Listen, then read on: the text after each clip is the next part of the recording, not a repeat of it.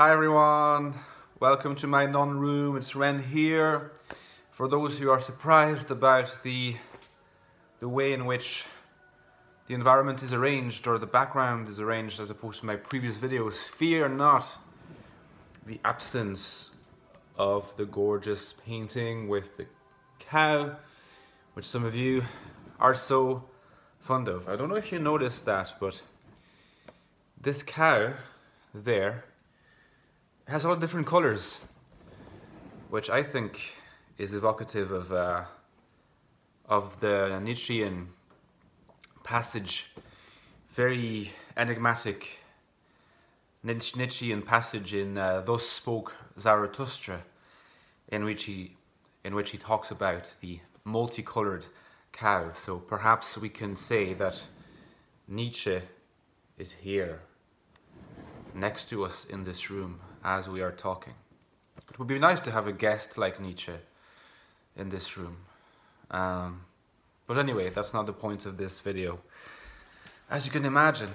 So I've been thinking about different possible topics which I could approach in this kind of new wave of videos where the central drive of the discussion is rarely articulated around MBTI as such.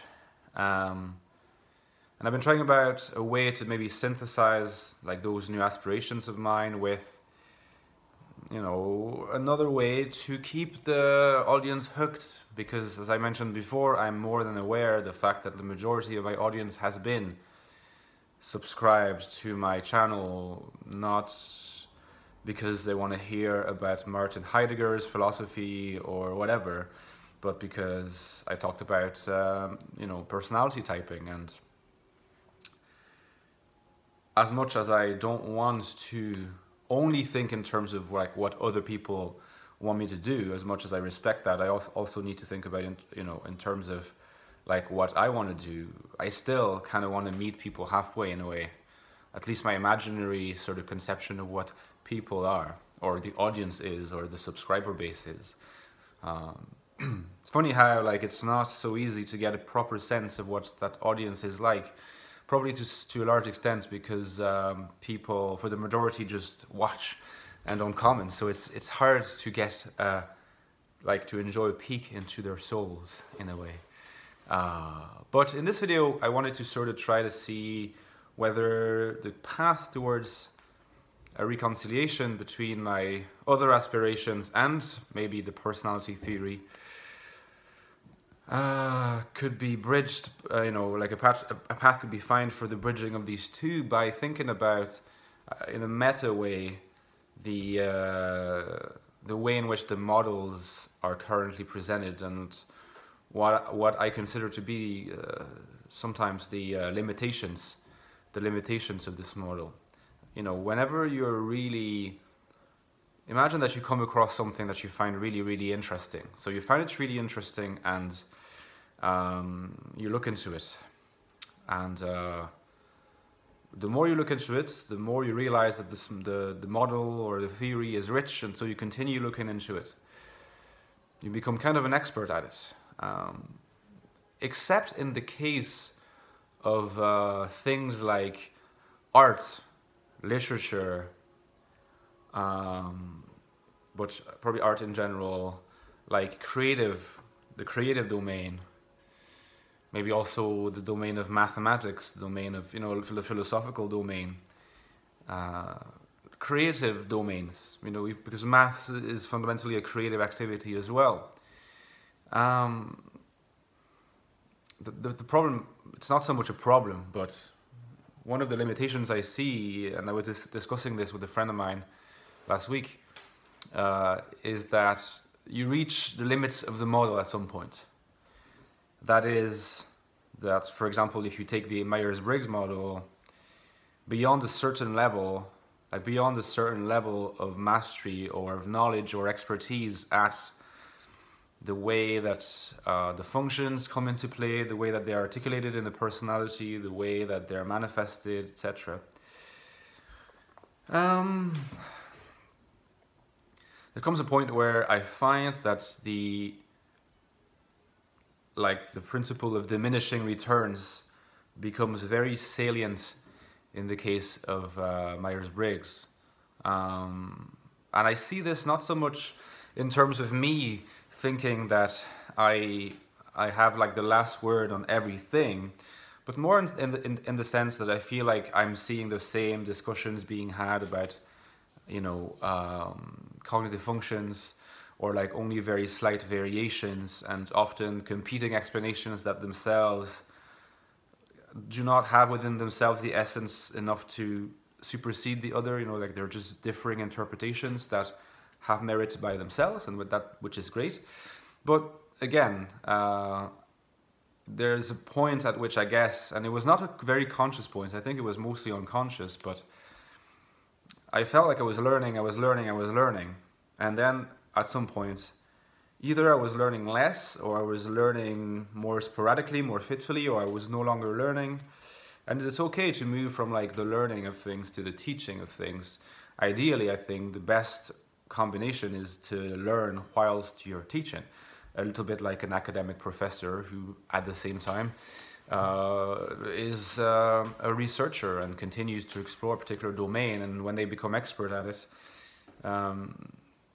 they're only experts relative to the rest of the world, but in view of the whole potential of what further could be discovered, they're kind of humble to that extent, and they cannot really consider themselves to be expert, which is why it would be very strange, I think, for any expert in any field, academic field, let's say. I think it would be very strange for them to consider themselves to be experts. I think it's often a label that others place on the experts themselves, because the experts themselves are really focused on what's left for them to explore, which is a lot. But by virtue of being unknown, or only partly known, and being a lot, it gives them the momentum to project themselves into the further discovery of these domains, which reinforces their expertise in the eyes of the public, or of people who are in other disciplines, maybe experts in other disciplines. And I kind of feel like, even though this is probably a very subjective thing, I kind of feel like this is a point where I am at with regards to the Myers-Briggs model. It's true that Vincent and I, you know, Vincent is a subscriber, I believe. I hope you are, Vincent. Otherwise, we're gonna need to have a conversation. But there is the whole theory of the shadow functions, which, despite my misgivings, I guess I could explore further. But I'm always interested in like exploring and researching sort of corners of theory where like the bulk of the explanatory power and the bulk of the richness of perspective is located. And I'm just not sure that this is located in the theory of the, you know, of the shadow functions, let's say. It's just an intuition, but I tend to trust my intuition a lot, like probably quite a few INFJs. So well, that's that, I guess. So now that this has been set, you know, this context has been laid down, I've laid it out for you guys, you know, the limitations of Myers-Briggs, not so much in terms of it having flaws. We all know that it has flaws, and it has merits. It has significant merits as well as significant flaws, like any model does. And I think as a model, as a typological model, it has certainly enough merits to merit attention.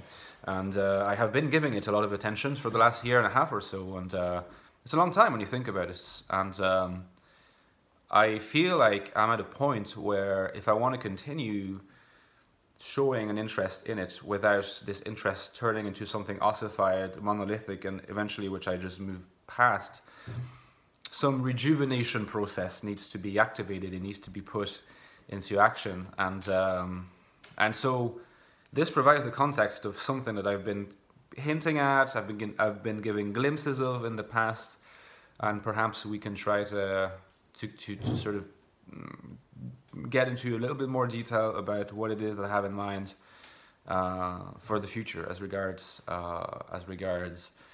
the Myers-Briggs personality typological model. I'm thinking there are different channels on YouTube that talk about these topics. Now, there are channels like Frank James's channel, which uses the INFJ topic as some kind of as something that he addresses occasionally as the focus of his videos, and I would say that it is implicit in a lot of his videos, so that people who are of the INFJ personality can still identify with what Frank is talking about a lot of the time, even when he's not directly talking about the INFJ stuff. So I think that's very interesting. It's an approach that, as I've said before, I'd like to consider for myself. I think that I will exactly do that, and in a sense, I'm already kind of doing it. Except that I would say the difference between Frank and myself is that I think this could be wrong, but I feel like, you know, if I use the word in inverted commas, I feel like I'm a more analytical person than he is, and maybe he's better able to talk about like human experiences. Like I like to talk about human experiences, but it seems that there's the kind of filter or this prism that is very analytical, logical, that I have to go through first. Just talking to my friend. By the way, I have sorted out her type. We have sorted out her type together, but maybe this deserves another video. But those who have been wondering, is she NFP, is she SFP, is she SFP, is she INFP, is she what? We have reached some kind of agreement, but like I said, I'll dedicate another video to that, because I would like also to consult you guys and to wonder with you whether you think that that works, that suits. Once I give you the context, we can have a discussion, and Sarah Jane herself, I know, would be very interested to get some more feedback, because she's mostly okay with the results she got and with settling for a particular type, not completely, and probably having a discussion and getting your insights probably would secure her further in that position or make her consider possibly other options. But to be continued in another video. That's a video for the future, the very near future, probably this weekend. But in any case, you know, so Sarah Jane, the reason why I mentioned her first in this video is that she said to me, because we were discussing types, and the secret type that she has, or that she's considering adopting for herself now, is a type that she relates to a fairly good extent, but she also finds significant discrepancies. And I tried to explain to her that this model is a fluid model. It's a model that's best understood as providing tendencies rather than absolutes, and that, for example, I said to her, "You look, I'm an INFJ. Look, I'm an F, but a lot of people think I'm a T type," and she was like, "It's obvious you're an F type, Ren." I was like, "Oh, okay." And I said, "But you know, a year and a half ago, you said that you this very same Sarah Jane." I said to her, you know, based on the different descriptions of the letters, the dichotomies at the time, you know, we're not talking about the functions then. She typed me as INTJ, and I reminded her of it, and she said, "Yeah, but now that you have this better understanding of the F/T distinction, and that you explained it to me better in more detail, I can clearly say you're a feeler, but you're a logical feeler." And well, you know, that's INFJ for you, I guess, but it's only a certain type of INFJ. Other INFJs are feely logicians or whatever, you know. Sometimes feelings comes first, sometimes it's as if TI or logic comes not first, but it's a bit more visible, a bit more prominent. In any case, all these different kinds of INFJs. Frank James is a certain kind of INFJ. I'm another kind of INFJ. Huey is another kind of INFJ. Pukoki is yet another kind. I mean, like, guys, if you watch a lot of INFJ channels, for those who are really INFJs anyway, like, it probably is quite obvious that there are lots of different types. And from discussing this topic on the INFJs.com forum, I can clearly see that there are lots of people who relate more to a certain type of INFJ and other people who relate to another type. Same with INTJs, same with INFPs. It's logical, which means that there's a lot of variety within each type. Perhaps that is one way of thinking about how to start, you know, theorizing further about the model. Just trying to sort of think about how to add a more qualitative dimension to this model, which is, after all, not very qualitative, people are hungry for qualitativeness, I think, which is why they love to talk. I mean, I can verify that with the kind of video content I've made and the feedback I've got. Sure, people like to talk about functions. They like to talk about how you use functions. They like to quantify over these things. But at the same time, at the end of the day, they also like to hear INFJs tend to do this, INFJs tend to be like that. They like to have concrete examples of INFJ behavior. Other people will say, yeah, but any person can, in theory, do any of these things. And it's true, but the fact that people like to have concrete, qualitative example of what would be a typical kind of INFJ behavior, beyond the question whether or not that is the right approach to thinking about type, it reveals something about what people aspire to identify with, what people are interested in. Like there is this craving for sort of getting to an understanding not so much of the INFJ type or any MBTI type as like a concatenation of properties, but rather as something that is already pre-given as a totality, as something that already unifies those properties and is more than the combination of these properties. So if you take the properties to be the cognitive functions, if you say, like, if you take an INFJ, for example, you could say, well, the properties of the INFJ are, and you say, okay, NI dominant is a property. You could say SI demon is a property. You could say, you know, SE inferior is a property. And that's useful, and that's what a lot of people have been following. And that's also a source of, it's also a source of very interesting additional and further theorizing about or moving beyond but the Myers-Briggs model, but from the base of insights and, you know, and data and quantified stuff from that model. So if you think about, I mean, from what I've heard of C.S. Joseph as well as Dave's Superpowers, you know, these two channels are, from what I've been able to gather, they're pretty popular, and deservedly so, because they genuinely provide a specification of the theory, of the Myers-Briggs theory.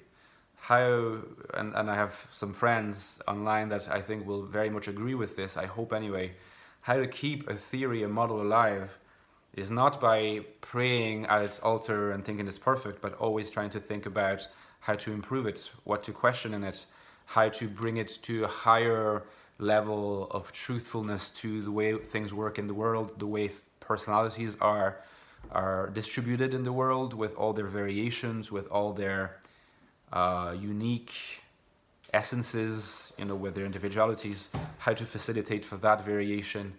And you know, regardless of whether or not you agree with, let's say, C.F. Joseph, or with, say, Dave Superpowers' objective personality, the point is almost not whether or not you agree. The point is more whether or not the discussion continues, and in continuing, continues to animate the life as this living organism of the Myers-Briggs model, and you could even bring it back to the functional analysis of Carl Jung. And so that is, I think, necessary if you want to have a model or a theory that continues to persist throughout time as something that people care about and as a topic of discussion.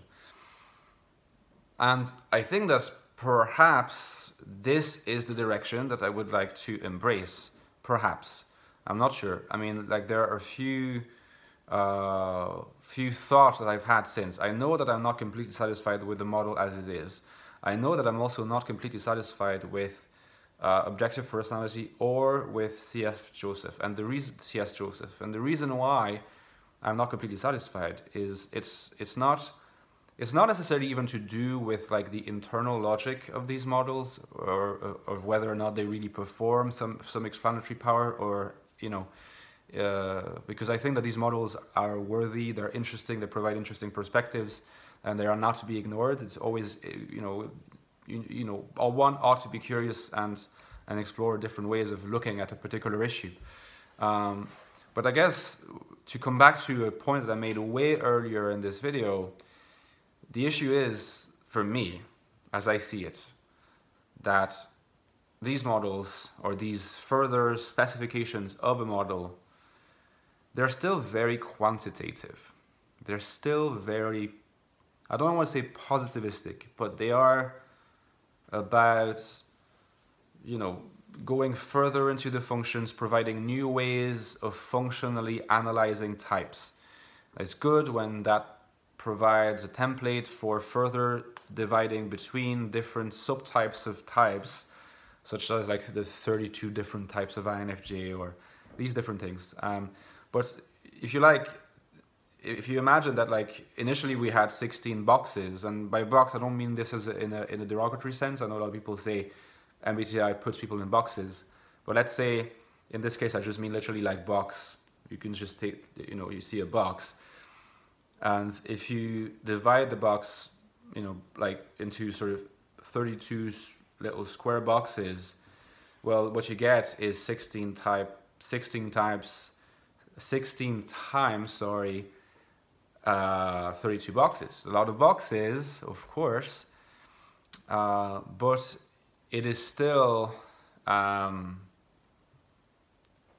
it's still inevitably going to reach its limits, because it's still a very quantitative approach to talking about personality. Now, one of the possibilities is to say that's what the core model proposed to do, what Jung proposed to do, and as long as one remains faithful to that, and one has to be, because one has to start from somewhere, one cannot avoid ending up, you know, in a territory where what is being discussed is the use of the function a certain way, and blah blah blah blah blah, and how they combine, and blah blah blah blah blah.